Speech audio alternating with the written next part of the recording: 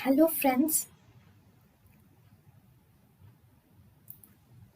welcome to Creative Medicine. In this lecture, we will learn about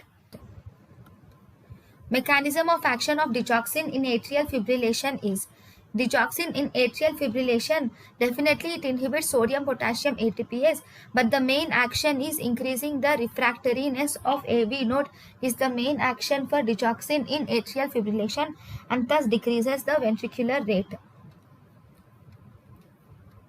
Which of the following is not given in acute severe digoxin toxicity? In acute severe digoxin toxicity,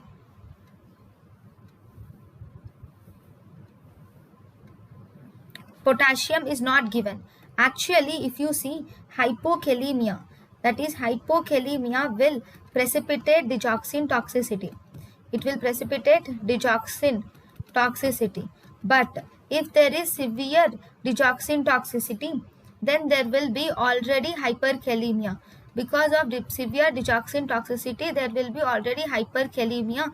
So in that case, you should not give potassium.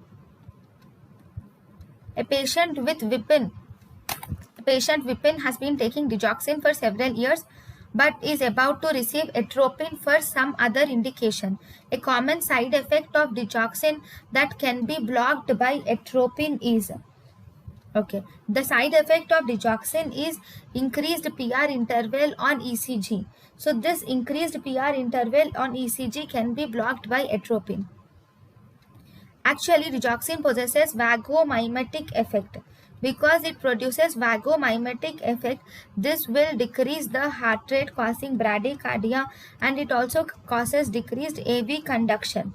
This decreased AV conduction is manifested as increased PR interval.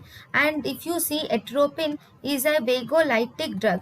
Because atropine is a vagolytic drug, it will block the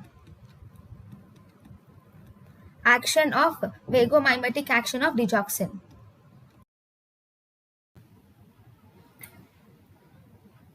thank you and thank you for watching.